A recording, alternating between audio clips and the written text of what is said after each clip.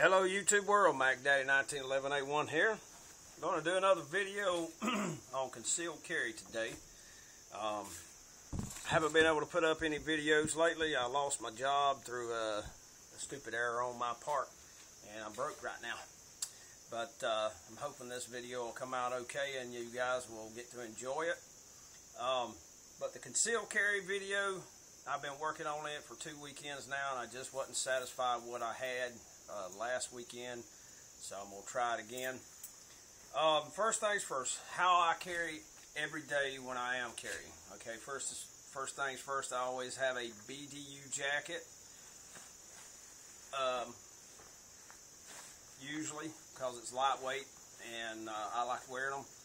Second thing is, I've got a set of Perry suspenders with the hooks that hook under my belt, so if I have to go to the urinal while I'm out and about, it holds my pants up and I don't have to worry about the gun falling on the floor. I always carry on my right hip, or right behind my right hip. I've got my Leatherman multi-tool I carry every single day. Keys on this side, another big knife, and my magazines here in the back. And a lot of people think a 1911 fully loaded is just too damn heavy. I don't think so.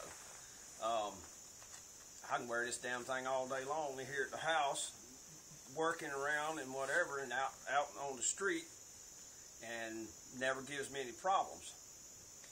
Had a lot of nice comments on my video, Mac Daddy 1911A1's concealed carry setup, and this is basically what I was wearing in it.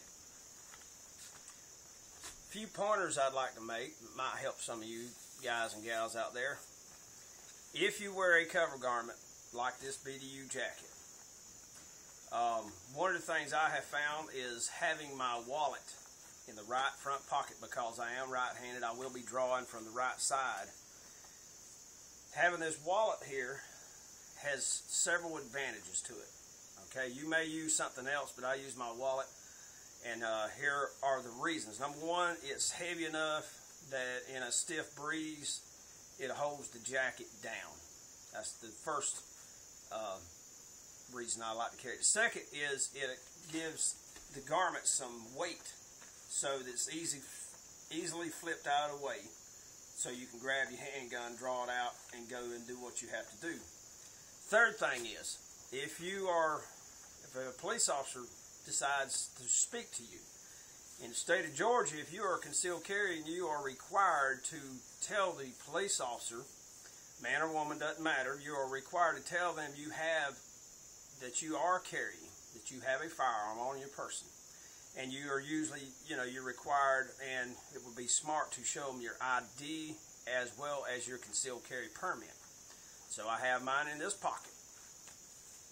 And in my wallet, I've got the two little plastic windows. One side is my ID, the other side is my concealed carry permit. Okay? If you are confronted, by a police officer and you need to show them your ID, you tell them you're concealed carry. You tell them where you're carrying the gun at. You keep your hands up and away from your where the gun is, and you'll tell them, okay, sir, ma'am, my ID and my concealed carry permit, right bottom pocket. How do you want to handle that?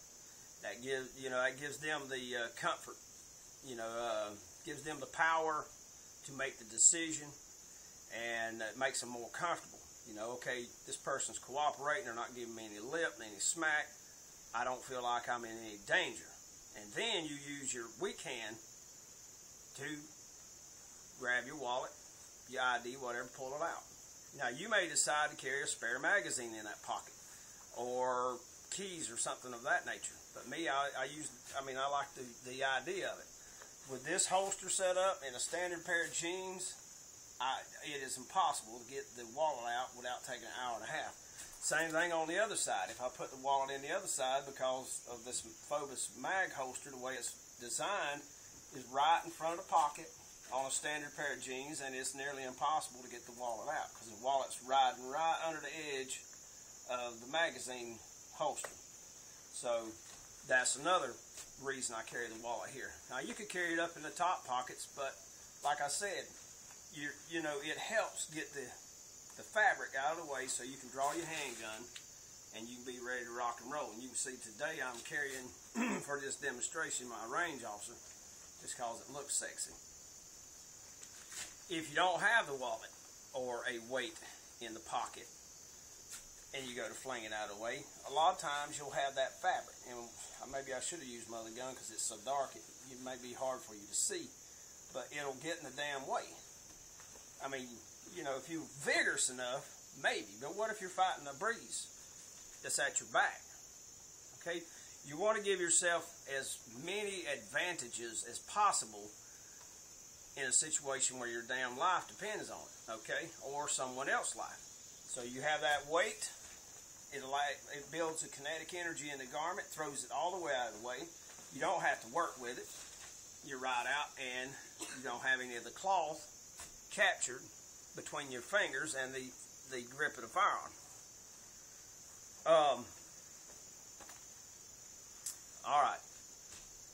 Next thing is, we all go out to public functions, you know, baseball games, football games, soccer, whatever the case may be, concerts, all types of outdoor activities, to the mall, Wally World, whatever the case may be, going grocery shopping.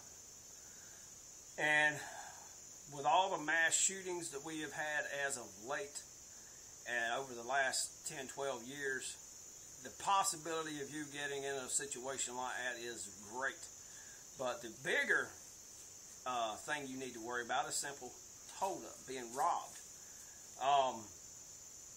Uncle Fester's was taught in his karate over the years that, you know, if you can avoid that confrontation, do so. And that is up to the individual when the situation happens. Only you at that moment in time will know what to do. But he also gave some great advice on the situation if it looks like it's going to go south on you.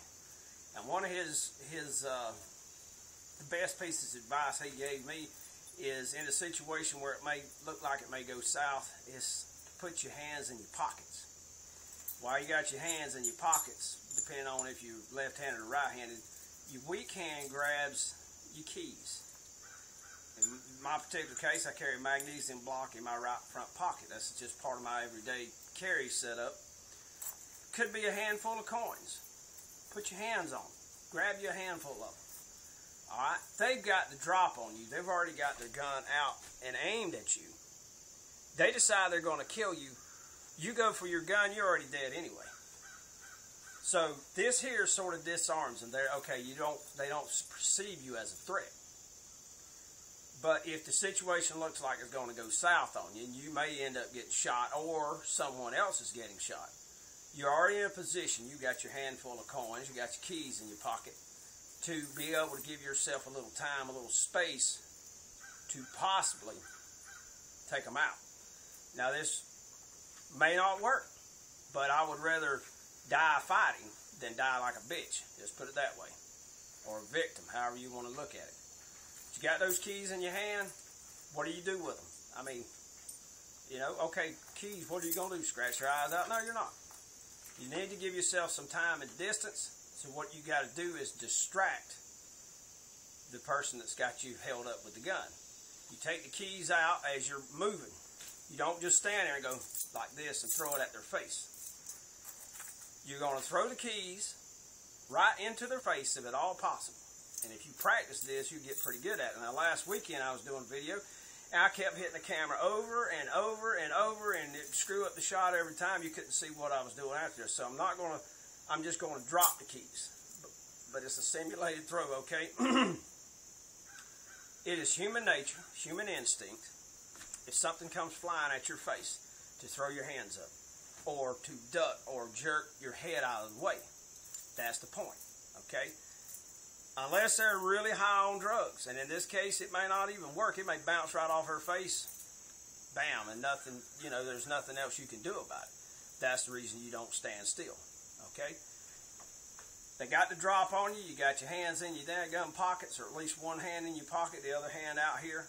This is another great way to cover drawing your tactical blade if you have one, but in a gun situation, I wouldn't recommend that. You draw it out, you throw it. And at the same time, you're moving, okay? So here we go. Just that quick, just that easy, all right?